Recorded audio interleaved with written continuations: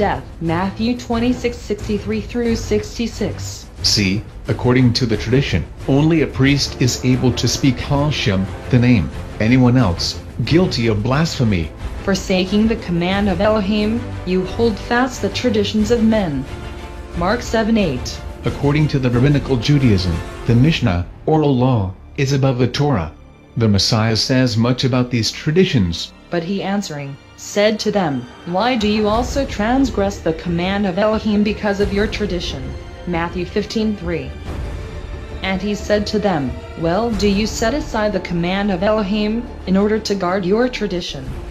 Mark 7:9. Nullifying the word of Elohim through your tradition which you have handed down. And many such traditions you do. Mark 7:13. Since the Messiah came in his Abba's name, Yahuwah, he carries Hashem, the name, within his name, Yahushua. Ponder on the following. I have come in my Father's name and you do not receive me. If another comes in his own name, him you would receive. John 5:43. And you shall be hated by all for my name's sake, but he who shall have endured to the end shall be saved. Matthew 10:22. Then they shall deliver you up to affliction and kill you, and you shall be hated by all nations for my name's sake. Matthew 24:9. Remember the word that I said to you, a servant is not greater than his master. If they persecuted me, they shall persecute you too. If they have guarded my word, they would guard yours too. But all this they shall do to you because of my name, because they do not know him who sent me. John 15:20-21. Many of you might be thinking, that was just for those early believers, there is no Sanhedrin now. If I may, please find something sturdy to hold on to. The following information might be a lot to digest. The following information will show that indeed one person has become the authority that was needed to re-establish the Sanhedrin. There is a special commandment, not connected to time, but tied to our presence in Israel, to establish a Sanhedrin. The Rambam, 12th century Rabbi Maimonides, describes the process exactly in the Mishnah Torah. When he wrote it, there was no Sanhedrin, and he therefore outlines the steps necessary to establish on. When there is a majority of rabbis in Israel who authorize one person to be an authority, he can then re-establish the Sanhedrin. Israel National News, Online Edition, December 8, 2004. This council power of the Sanhedrin has risen in our lifetime. On October 13th, the Sanhedrin, the highest tribunal of the Jewish state and religion, was re-inaugurated by a group of rabbis in Tiberias after 1,600 years of absence. According to Jewish sources, last notice of the Sanhedrin dates around 425 AD, also in the city of Tiberias. After that, it ceased to exist. Newly formed Sanhedrin ascend to Temple Mount in a dramatic but unpublicized move Monday. Members of the newly established Sanhedrin ascended the Temple Mount. Rabbi Chaim Richman, also a member of the Sanhedrin, head of the Temple Institute in Jerusalem, hopes the body will bring about a revolution in Jewish jurisprudence. The revival of the Sanhedrin is also considered a crucial development in preparation for the Messianic age and the rebuilding of the Temple. Aratz Sheva News, December 14, 2004. Still not convinced? There is more, much more. A unique ceremony, probably only the second of its kind in the past 1600 years, took place in Tiberias today, the launching of a Sanhedrin, the highest Jewish legal tribunal in the land of Israel. Aratz Sheva 2005. Sanhedrin recognizes counsel to teach humanity, laws of Noah. A group of non-Jewish delegates have come to Jerusalem to pledge their loyalty to the laws of Noah. They appear before the nascent Sanhedrin, which established a high council for Bnei Noah. Arrow Sheva News, June 9, 2006. Once the pains begin, and they have begun, beloved friends, they are not going to go away like some sticky band-aid. Oh no, they are going to go forth until the seventh trump. Yeah, it sure seems things are lining up. Soon you will be faced with drawing the line in the sand. Will you keep the marriage vows or submit to the Lamb-like laws? We could very well see the national Sunday law enforced just as in times past. The Sanhedrin and Pharisees used Rome to do their dirty work. The decree, edict, will go forth. All Gentiles found keeping the seventh-day Sabbath shall be found guilty of breaking the Noahide law and must be punished to the fullest, decapitation. On November 8, 2008, the Catholic Church told the EU to make a law of Sunday observance. Pope Benedict XVI declared in October 8, "Without Sunday worship we cannot live."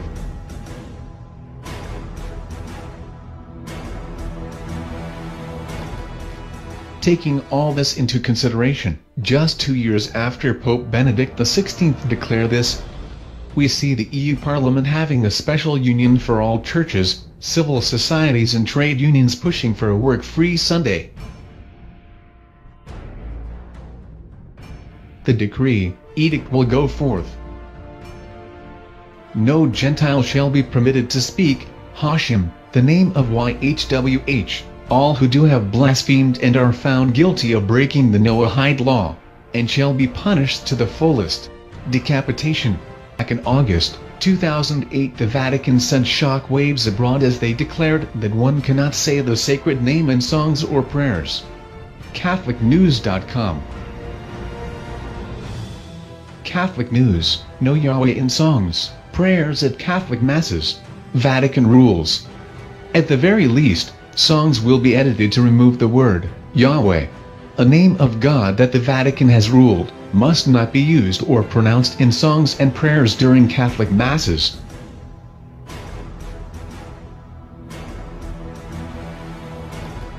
Kelly Dobbs-Nika said, "This policy was based not on Vatican directives but on sensitivity to concerns among observant Jews about pronouncing the name of God." There you have it. They continue to say, the speaking of this name also occurs in diverse, written and spoken forms. I would like to add that diverse means many ways, which also includes the name of Yahuwah. Taking this into consideration, we can expect to see many articles putting down the name of Yahuwah. This is occurring at this very moment. Clearly, the RCC has embraced the Noahide laws. According to the traditions of the Jews, of not speaking Hashem, that is, the name of the Creator, that is why the RCC is pushing for no one to say the name. Let us ponder the following. Here are the patients of the Kodesh ones, saints, here are they that keep the commandments of Allah and testimony of Yahushua. Revelation 14:12, they keep the commandments of Yahuwah, which includes the seventh-day Sabbath, and they have the faith of Yahushua Messiah. Clearly, the Noahide laws are intended to replace the marriage vows, the 10 Commandments.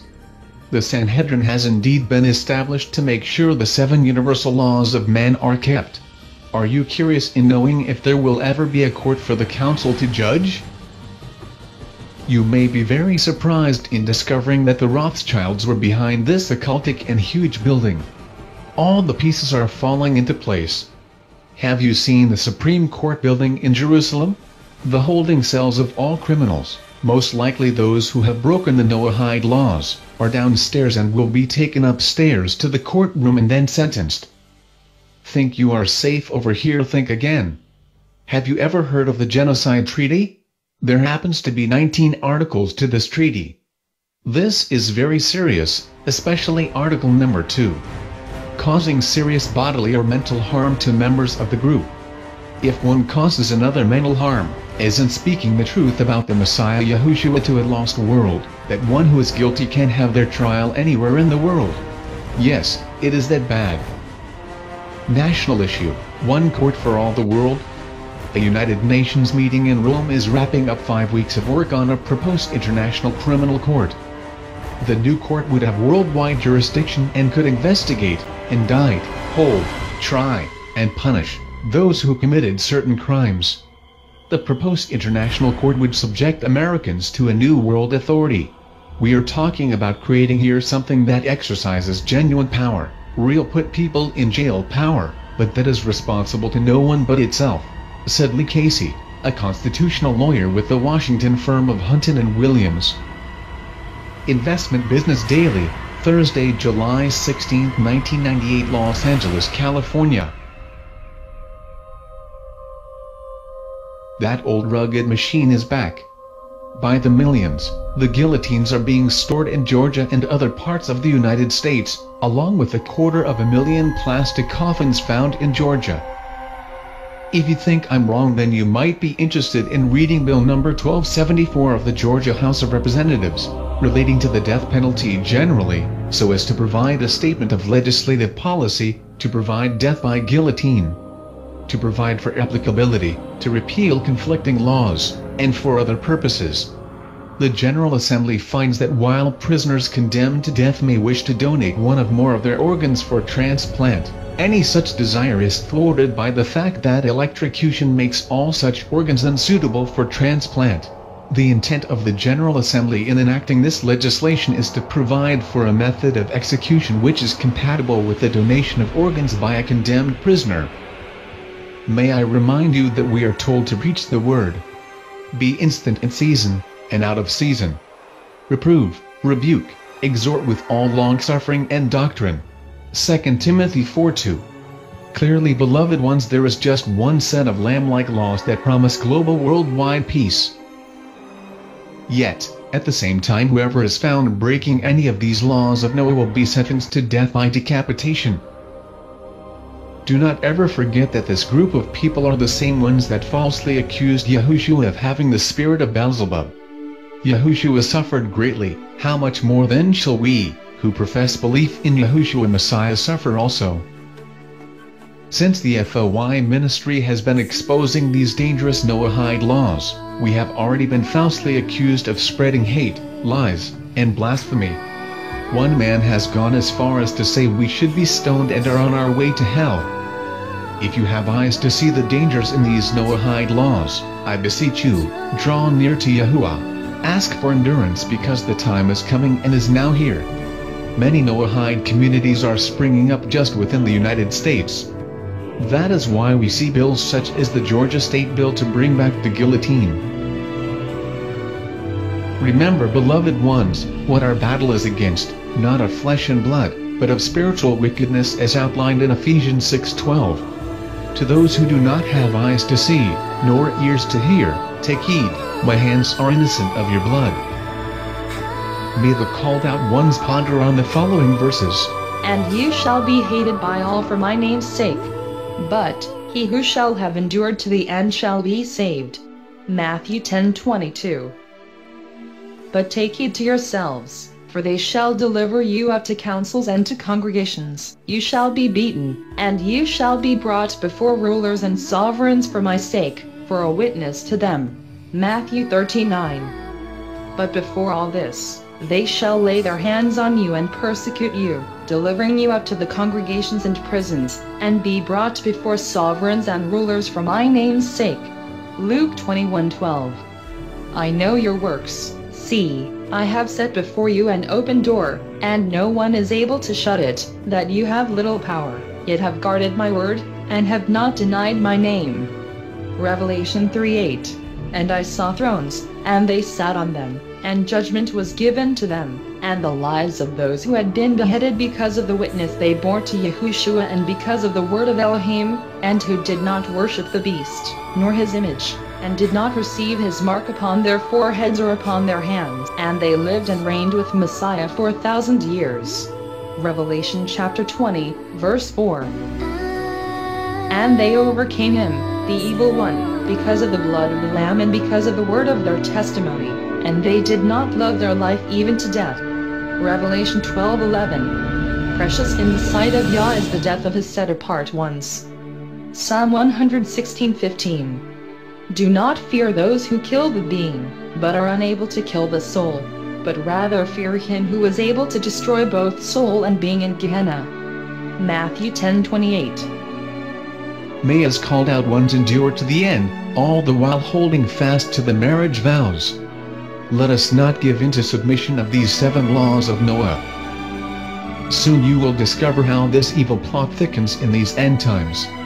Despite the ongoing scheme of a global attack on Christianity, contrary to popular belief, this major religion will rise again.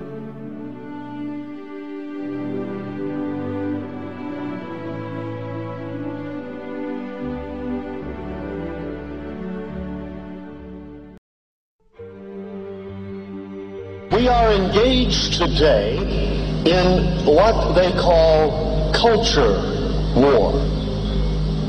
We didn't start it, but we, by His grace, are going to end it. And we should say, yes, we want to reclaim America for Christ. We are told in Hosea, chapter 4 verse 6 the following, "My people are destroyed for lack of knowledge." Every scriptural student is aware that the beginning of knowledge is to fear Yahuwah. Since the majority of Christians have embraced the love doctrine, the fear of Yahuwah, along with knowledge, have completely vanished. Countless souls every week eagerly jump on the love wagon. Their flesh is taken over with warm fuzzy feelings. Today's churches have become nothing more than pep rallies. Self-encouragement classes are the real theme. Millions of Christians pile into the worldwide Church of Laodicea with preachers like Joel Osteen who specialize in hypnotizing. They have become nothing more than social gatherings. To make matters look good, the Nicolaitane puppet offers all newbies an opportunity to be saved. All they have to do is say the sinner's prayer. Upon doing so, the person is now initiated into the group without having a true repentance, which, by the way, is to turn away from the lawless, sinful lifestyle while turning back to Yahuwah, embracing His ways. The warm good feelings are short-lived for the newest member. Soon, they find themselves in the same state as they were before. The lust of their flesh causes them to commit all sorts of abominable acts, such as many wantons, pornography, liars, drinking, sorcery, drugs, witchcraft, homosexuality, abortions, and stealing, to name a few. The head of the church assures them, it is fine, you're saved. Nothing can take you out of the arms of our love God. At the weekly ear-tickling convention next week, the person will continue to faithfully pay their tithing to the church. The OSAS, that is, the once saved always saved doctrine, has gobbled up many words such as obey and take heed. It ignores Yahuwah's word when He tells us to keep His commandments.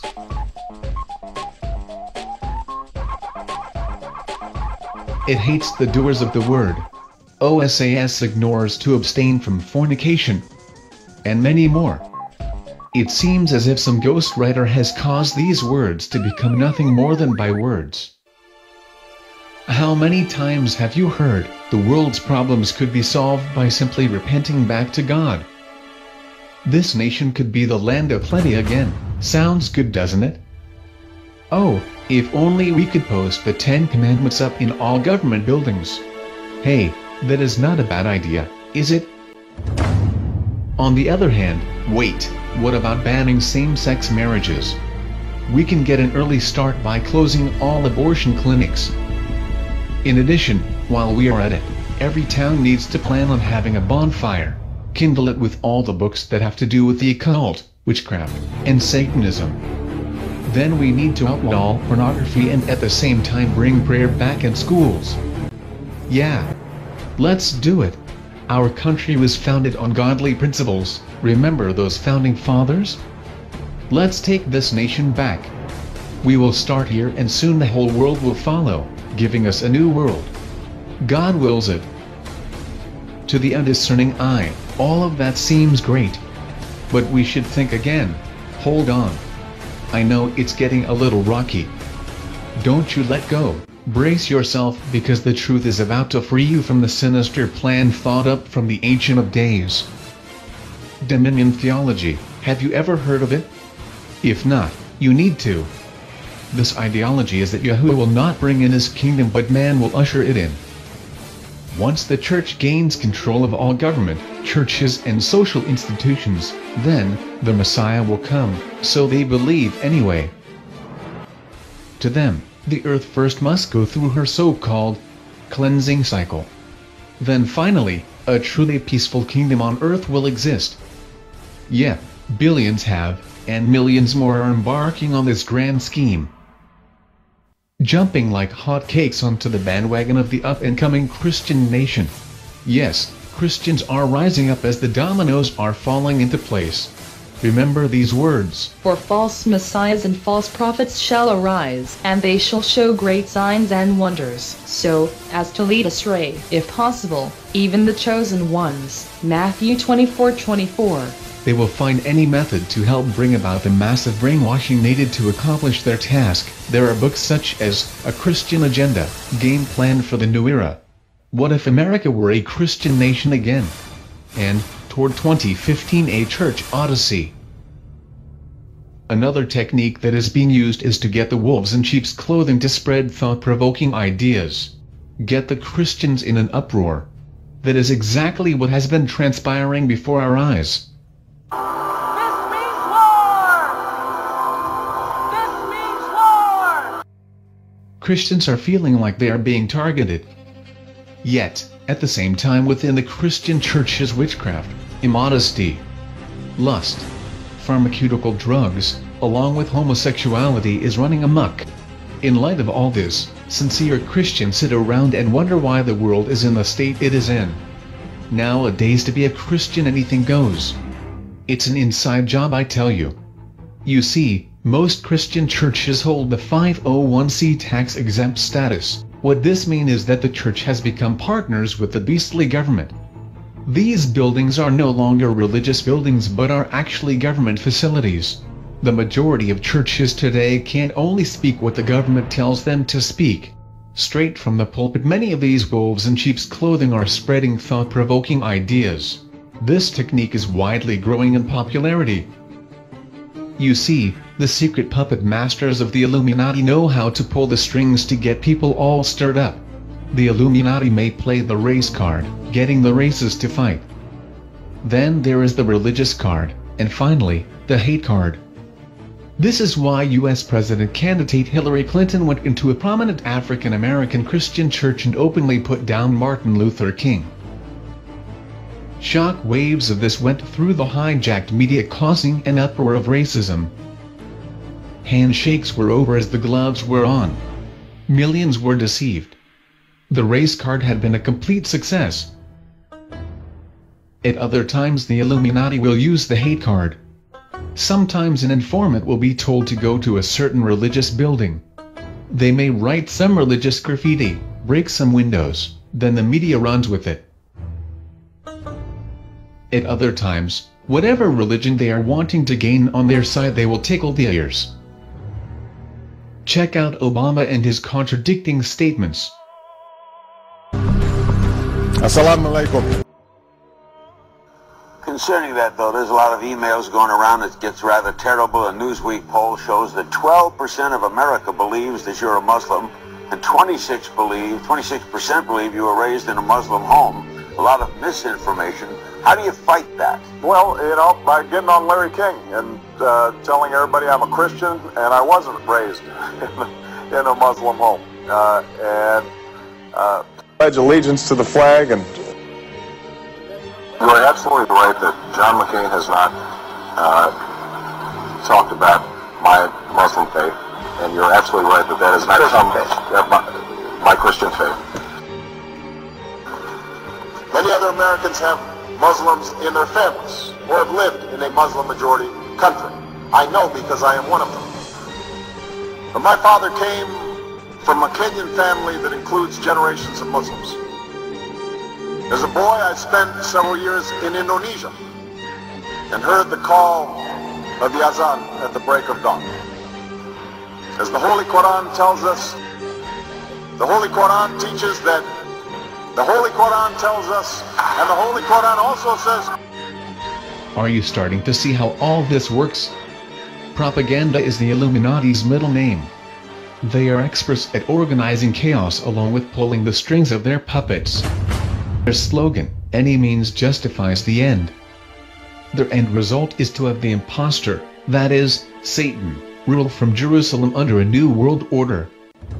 Before this can occur, remember they believe the church must have control over all government, business, and social institutions. have enough growth to essentially sway every election. If the evangelicals vote, they determine the election. It's a fabulous lie. We've got to stand up and take back the land. Check out the following quotes from a few Christian leaders themselves. When the Christian majority takes over this country, there will be no satanic churches, no more free distribution of pornography, no more abortion on demand, and no more talk of rights for homosexuals. After the Christian majority takes control, pluralism, that is, multiculturalism, will be seen as immoral and evil, and the state will not permit anybody the right to practice evil. Gary Potter, President of Catholics for Christian Political Action. I want you to just let a wave of intolerance wash over you. I want you to let a wave of hatred wash over you. Yes, hate is good. Our goal is a Christian nation. We have a biblical duty. We are called by God to conquer this country. We don't want equal time. We don't want pluralism. Randall Terry, founder of Operation Rescue. We aren't talking about Christianizing America. We are talking about simply spreading the gospel in a political context. Paul Warwick, editor of the Conservative Digest.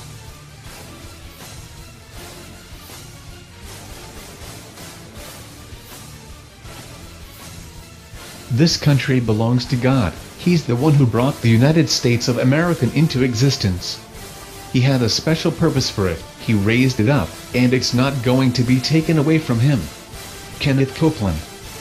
The Christian Coalition is launching an effort to be acquainted with registered voters in every precinct in the country.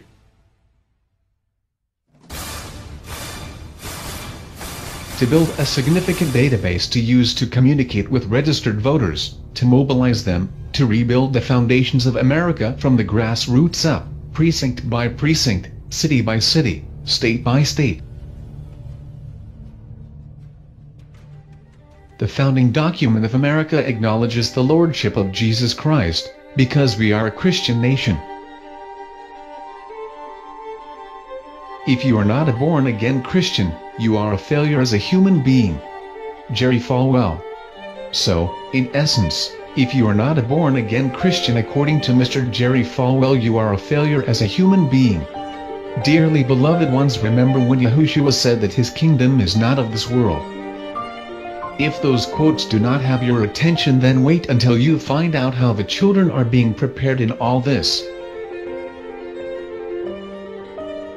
Scriptures tell us how to train up a child, and when they are older, they will not depart from it, right? They too know this.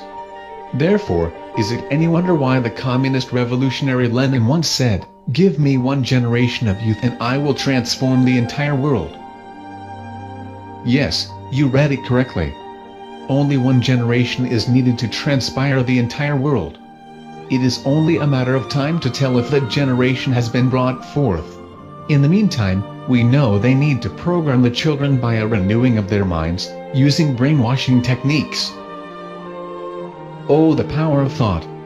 I would like you to pay special attention to what Norman Vincent Peale once said, repetition of the same thought or physical action develops into a habit, which repeated frequently enough, becomes an automatic reflex. Okay, let's get this straight. When the same thought or even a physical action is repeated enough, this will then become an automatic reflex. Wow. I found that very interesting. Don't you? We all know Pharaoh had slave masters over the children of Israel. When the imposter sets up his kingdom here on earth, he too will need slave masters. Who do you think these will be? Soldiers of Satan are indeed being recruited through the Left Behind, Eternal Forces video game. You heard me correctly, Satan's soldiers. Have you been brainwashed into thinking this is just a harmless game? If so, maybe these quotes will help deprogram you. First, let me tell you that this video game is based on the popular ear-tickling, fictional heresy, known as the Rapture. The video game was created on the very popular Left Behind book series by Tim LaHaye and Jerry Jenkins. Players are on a combined religious and military mission. Notice, I said religious and military mission. This is very important because this represents a religious war. The object of this game is to convert or kill. When a player successfully blows up an infidel, that is, any religion other than Christianity, people say, "Praise the Lord." Now taking into consideration the quote by Mr. Peel, every time a child kills, the words "Praise the Lord" is said. The child is being brainwashed that every time they blow up another human being they are not only doing the Lord's work, but the Lord is being praised. Unbelievable. Can you see the danger in this line of thought? They are being conditioned that it will not be murder, but a good Christian deed to kill an apostate or infidel. Basically, there was no way to get through the game without killing people in the name of God. According to the game, if a child does not want to be a Christian blowing up infidels, they can become. This will blow your socks off. The Antichrist himself killing Christians.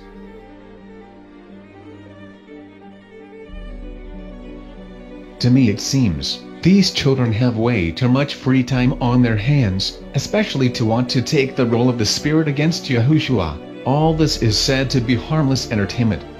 Wow. Some have even claimed the violence from this game is just the struggle between good and evil. However, according to the game's website, under frequently asked questions, we find the following. When asked, what is the level of violence in the game, they said, our game includes violence. Yes, this game includes violence, alright. An unseen deadlier violence that destroys the minds of innocent children and adults alike.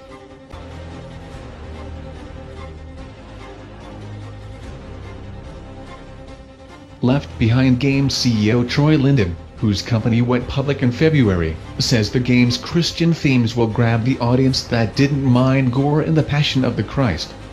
We have thought through how the Christian right and the liberal left will slam us, said Linden. But mega churches are very likely going to embrace this game.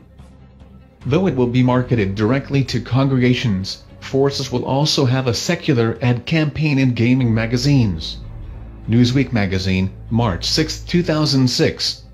Let it be noted here that I have seen the gore that is in the movie, The Passion of the Christ. I had flashbacks for 3 days. When asked, are guns used by Christians against non-Christians? Why or why not? Their answer, in the form of a simple yes or no, is avoided completely while they say a person has to, quote, defend themselves against the forces of the Antichrist, unquote. Testing 1, 2, 3. Is anyone out there? According to these people, it is perfectly acceptable for a Christian to pick up a gun and murder a non-Christian because they have the right to defend themselves against the forces of the Antichrist.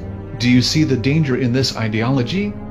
When the New World Order is in full force, they are not going to think they are following the imposter that is Satan, the serpent, that dragon. On the contrary, they will think they are following the long-awaited Messiah. They will say it is you that needs to be fixed. They will say that it is you who needs to be prayed for. Eventually many people will be killed for opposing this wicked system. Let us turn to the final authority on this subject, the written word of Yahuwah. Then Yahushua said unto him, Put up again thy sword into his place, for all they that take the sword shall perish with the sword. Matthew 26:52. However, according to R.J. Rushduni, he believes the following: in winning a nation to the gospel, the sword, as well as the pen, must be used. They will not hesitate to use the sword. It will be convert or die. They will be praised or forgiven by their Lord for killing all non-converts. We learn in Ephesians 6:12, For we wrestle not against flesh and blood but against principalities, against powers, against the rulers of the darkness of this world, against spiritual wickedness in high places. When the great distress comes, you cannot fight with guns, grenades, swords, or even machine guns. The forces of the anti-Messiah will only be won by those who have the indwelling of the Ruach HaKodesh, the set-apart spirit. It has been written, You are of Elohim, little children, and have overcome them, because greater is he that is in you, than he that is in the world. John 4:4. Again we know, for the weapons of our warfare are not carnal, but mighty through Eloah to the pulling down of strongholds. 2 Corinthians 10:4. Back to the game, they were asked, does violence depicted on the game run contrary to Jesus' message on love your enemy? They responded with, forgiveness does not require absolute defenselessness. This is contrary to what Yahushua had told us. But I say unto you, love your enemies, bless them that curse you, do good to them that hate you, and pray for them who despitefully use you and persecute you. Matthew 5:44. As we can tell, they do go against Yahushua HaMashiach's words of loving our enemies, and the following. Be not overcome of evil, but overcome evil with good. Romans 12:21, Matthew 5:39, but I say unto you, that ye resist not evil, but whosoever shall smite thee on thy right cheek, turn to him the other also. This game is clearly based on mass murdering, corrupting young minds disguised as harmless fun. Brainwashing millions into thinking it is fine to kill as long as you are a Christian. This video game is nothing more than a training manual for Satan's army that can be learned in the comfort of one's home. Preparing vast amounts of people to kill instead of seeking the only one that can save humanity, Yahushua HaMashiach. When Satan the imposter shows up, deceiving the world into thinking it is the long-awaited Messiah, along with the demons that have masqueraded as angels of light, their army will be ready. Ultimately, the goal of the Illuminati is to destroy all those who oppose their one-world government, religious and economic system. Their motto is, if they cannot convert them, then kill them. What better way to train up a child? Kill infidels. That way, when they get older, they will not depart from it, praising their Lord while they kill. Oh, but the plot thickens with the movie called Jesus Camp. This movie is based on Christian parents that want to get their unsaved children born again.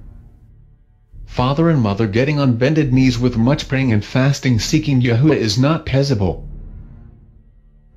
Doing that requires work and faith, whereas it is just too simple to let someone else do it.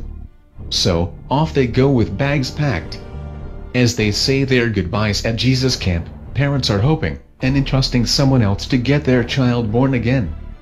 They drop them off as unsaved children, only to pick up brainwashed soldiers for Christ. Would you send your child to a camp like this?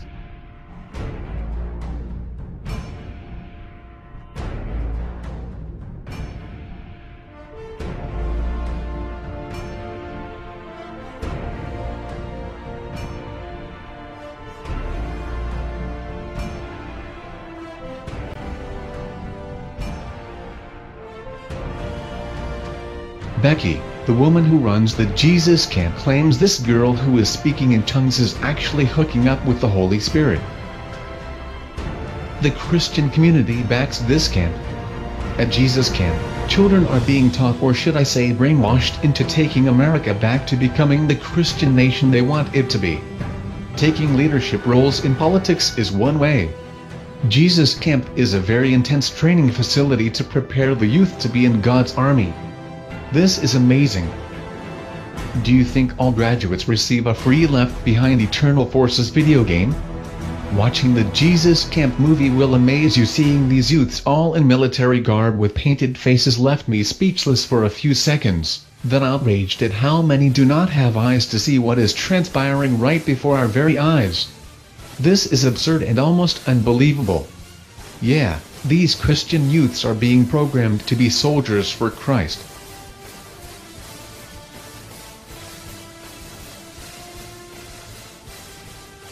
This reminds me of those videos of the young Muslim children being trained for the upcoming jihad. The radical Christians will not stop with America. They want dominion over the whole world. Have you ever heard of Rick Warren, the author of the very popular book, The Purpose-Driven Life? Not only did this superstar evangelical preacher make a peace plan that would put a Christian church in every single village across the world, but he also thinks of himself as commander-in-chief of a stealth army of 1 billion Christian foot soldiers.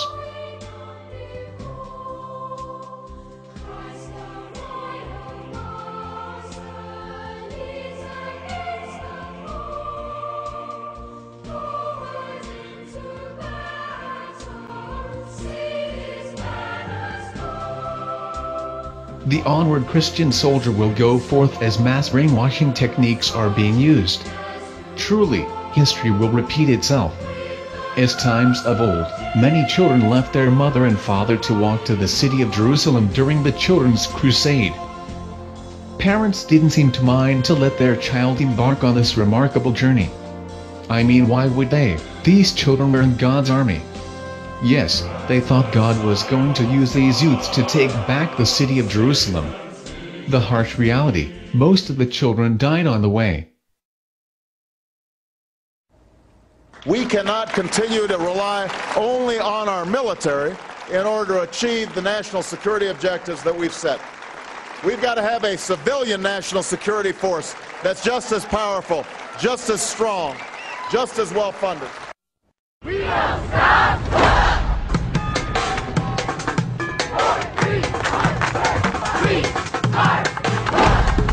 I am changed. I've been around since the beginning of time. Ask not what your country can do for you. Over the years, I've had many faces. Over the years, I've had many looks. I have a dream. But I've always had the same goals. We will stop. To make this world a better place by helping those who need it most. To never turn my back when things get tough. And to show that positive can always overpower negative. I am change. And this is what I wear.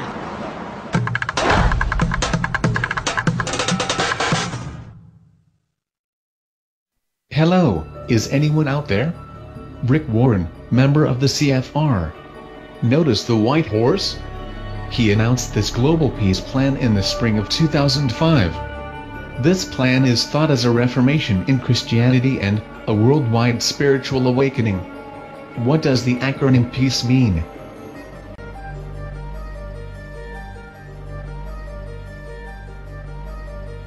Planting churches, equipping leaders,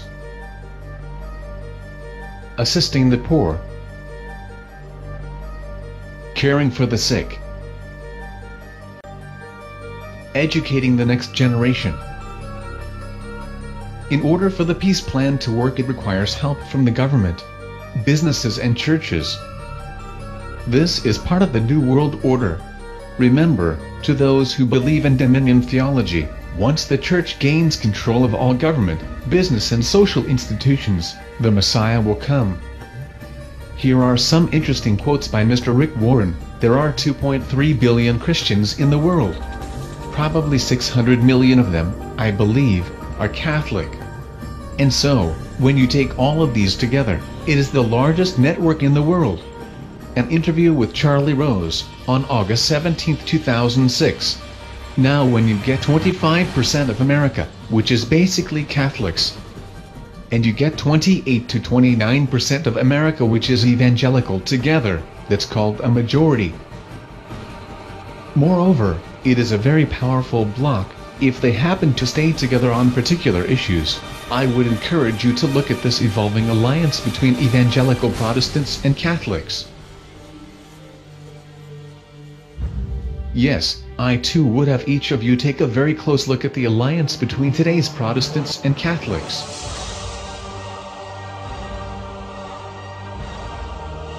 You see, Methodists, Lutherans, Mormons, Pentecostals, Seventh-day Adventists, Full Gospel churches, Charismatic churches, Baptists, Presbyterians, Jehovah's Witnesses, Fundamentalists, Evangelical and Protestant denominations are all ecumenical, that is, uniting with the Roman Catholic Church, with the Jesuit general, called the Black Pope, pulling the strings.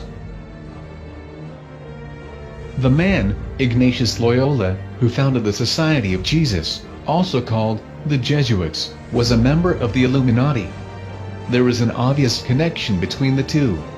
Now we know who really runs the show there at the Vatican. And it's not the man in white. Because of this major event that has been transpiring for quite some time, all Protestants are no longer called heretics. They are just separated brethren. Mama's calling her daughters back. The Vatican II Council that was held during the early 60s brought much healing. This was the first groundbreaking event for Christian unity.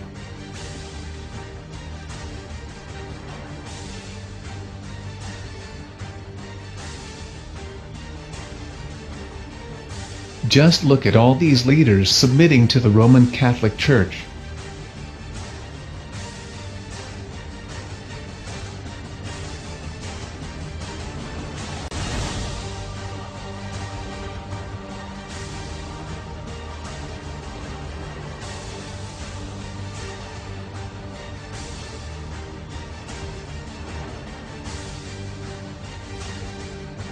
I speak a truth. She enjoys holding that pagan torch.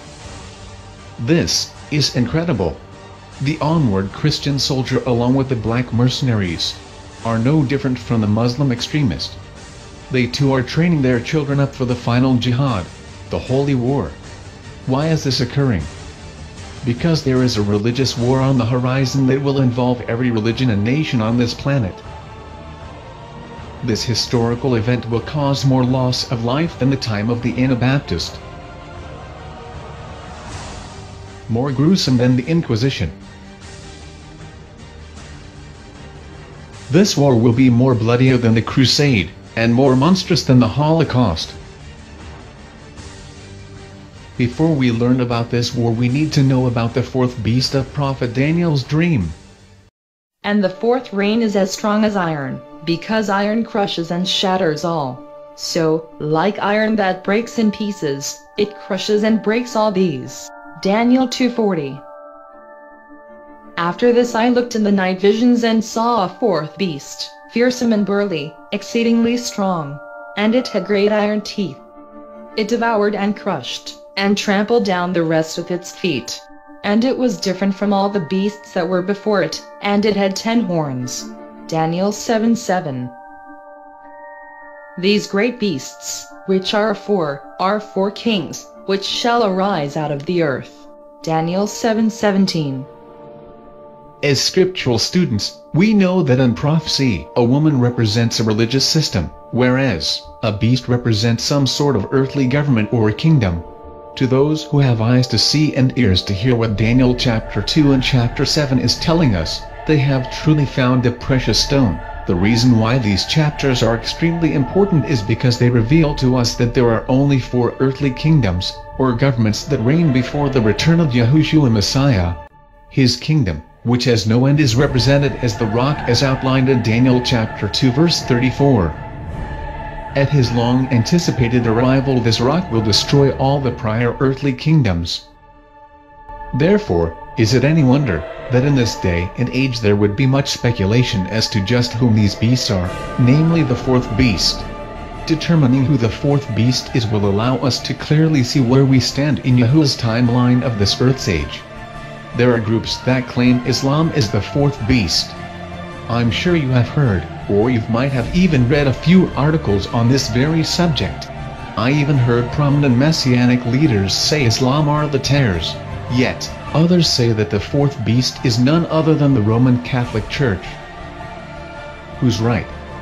Could Islam really be the fourth and last earthly kingdom to rise up before the return of Messiah Yahushua? Scriptural prophecy is history written in advance. Therefore, when scriptures come to life, we will witness extraordinary manifestations of these phenomenal events. Once these events occur, we call it world history. So let us journey back in time to find some clues that will lead us to uncover the identity, of this fourth beast. Our journey begins in Daniel chapter 2, with 4 young Hebrew boys. They were forced to leave their homeland. They were taken captive under the king of Babylon. His name, King Nebuchadnezzar. One night while sleeping, this king had a dream. Being quite disturbed by the dream, Nebuchadnezzar called for all the magicians, the astrologers, the sorcerers, and the Chaldeans to show him the interpretation of the dream. Since these so-called wise men were not able to perform the king's task, a death decree went forth. Enraged, the king decided to destroy all the magicians, the astrologers, the sorcerers and Chaldeans within Babylon. One of the Hebrew boys, by the name of Daniel, really took a step of faith as he sought the king for some time. If the king permitted Daniel's request, he would be able to give the interpretation of the dream. The king agreed. Daniel and his 3 friends began to earnestly pray to Yahuwah. They sought mercy, asking not to be killed along with the wise men of Babylon. The mighty one of Israel heard his servant's prayer. Yahuwah revealed the dream to Daniel one night in a night vision. Ponder on how this humble servant of Yahuwah must have felt as he stood before the king of Babylon. Did his voice break, as he said, "You, O sovereign, were looking on, and saw a great image. This great image, and its brightness excellent, was standing before you, and its form was awesome. This image's head was of fine gold, its chest and arms of silver, its belly and thighs of bronze, its legs of iron, its feet partly of iron and partly of clay. You were looking on, until a stone was cut out without hands, and it smote the image on its feet of iron and clay, and broke them in pieces. Then the iron, the clay, the bronze, the silver, and the gold were crushed together, and became like chaff from the summer threshing floors. And the wind took them away so that no trace of them was found. And the stone that smote the image became a great mountain and filled all the earth.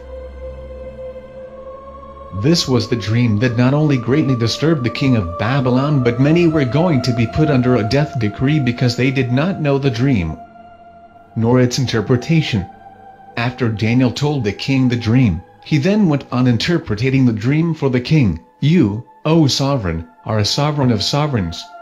For the Elah of the heavens has given you a reign, power, and strength, and preciousness, and wherever the children of men dwell, or the beasts of the field and the birds of the heavens, he has given them into your hand, and has made you ruler over them all. You are the head of gold.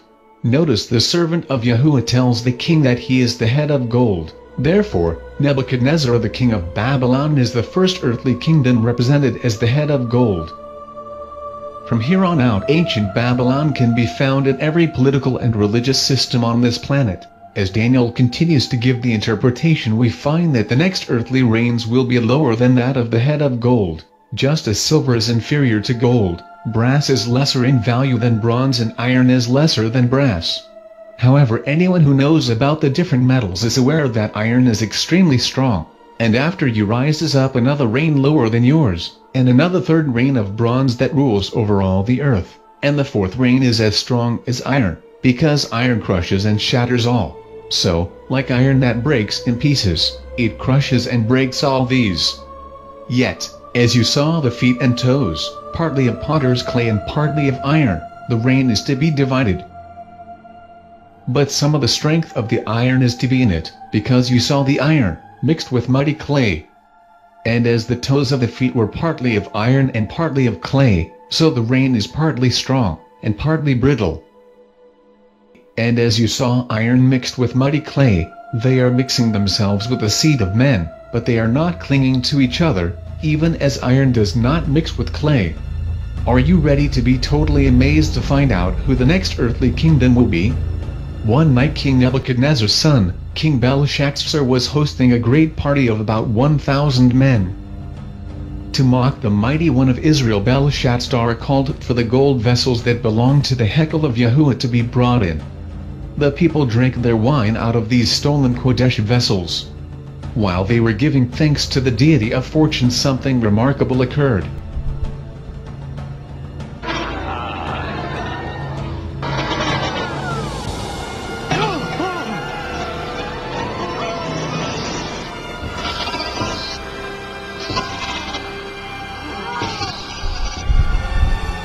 The king's color quickly changed as he witnessed a hand that appeared.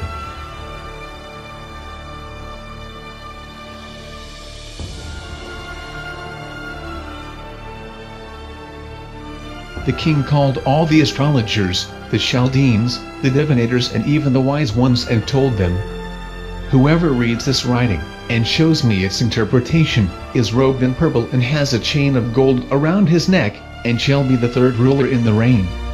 Just as time of old, none of these so-called wise ones were not able to interpretate the handwriting on the wall. The prophet Daniel was remembered and called up before the king.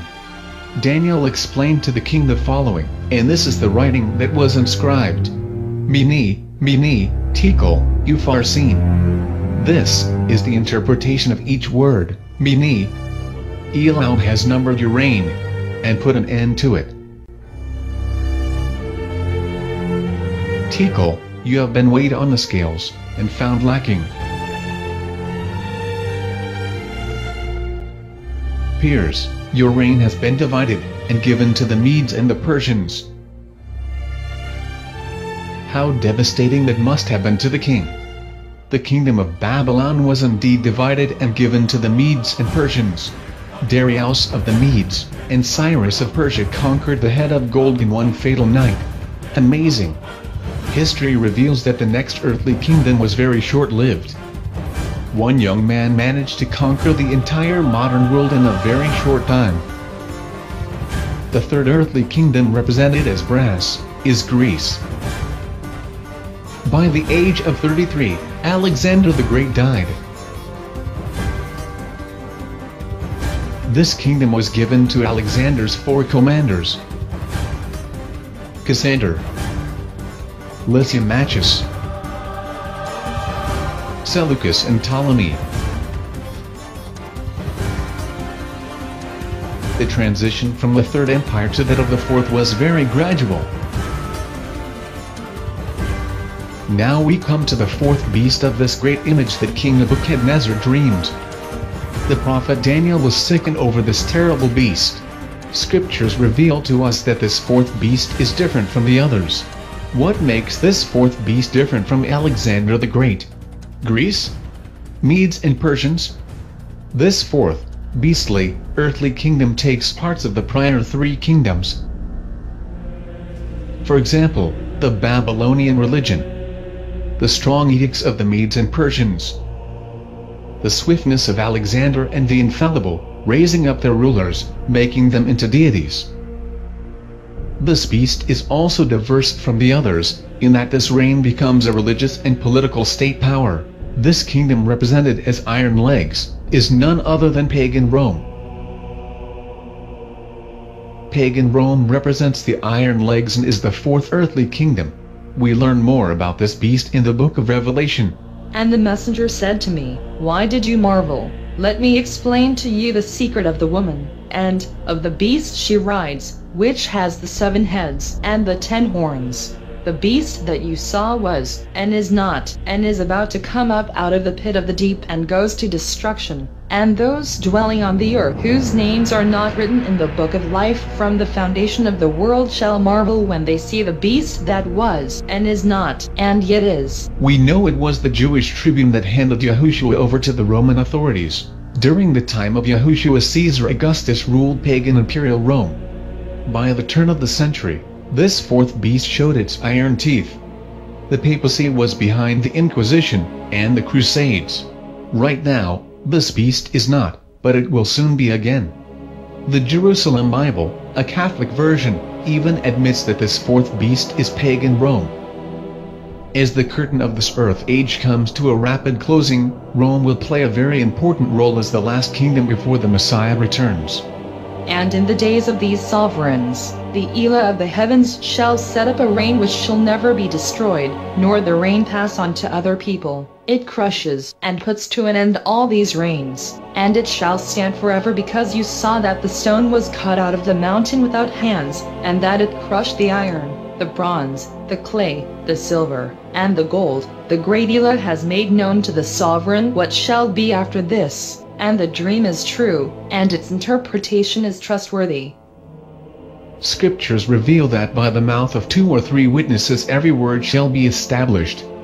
Therefore, upon reading Daniel chapter 2 and 7, it is clear that the image of gold, silver, bronze, iron, and clay runs parallel with the 4 beasts of chapter 7.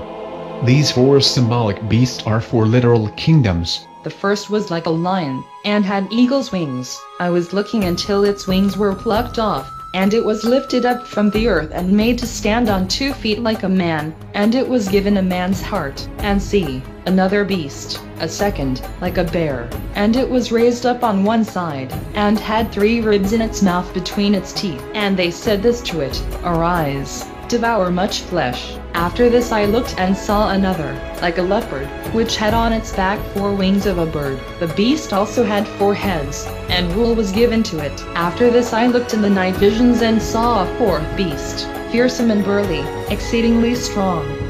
And it had great iron teeth. It devoured and crushed, and trampled down the rest of its feet. And it was different from all the beasts that were before it, and it had 10 horns. I was thinking about the horns, then saw another horn, a little one, coming up among them, and 3 of the first horns were plucked out by the roots before it. And see, eyes like the eyes of a man were in this horn, and the mouth speaking great words. Daniel 7:4-8.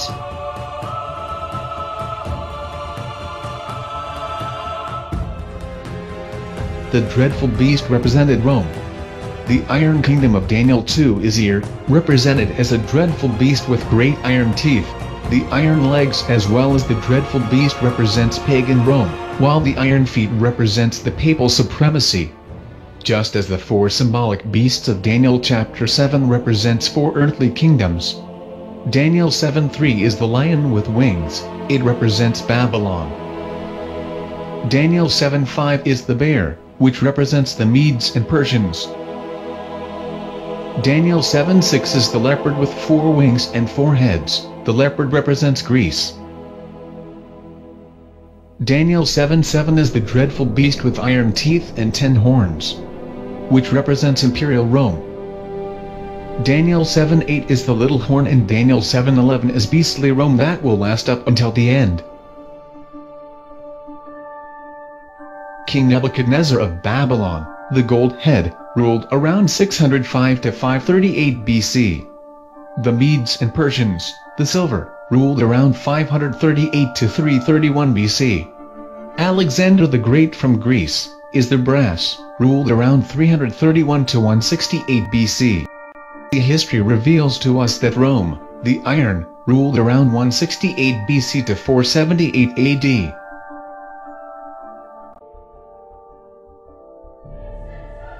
Even though Rome was broken up into 10 divisions by the barbarous tribes, these 10 toes also represent 10 kingdoms. The United Nations want to divide the world into 10 kingdoms. There will be 10 kings ruling each kingdom. And the 10 horns which you saw are 10 sovereigns who have not yet received a reign, but receive authority as sovereigns with the beast for 1 hour. They have one mind, and they shall give their power and authority to the beast. Revelation chapter 17 verses 12 and 13. The 4th beast happens to be the beast that the woman rides. And he carried me away in the spirit into the wilderness.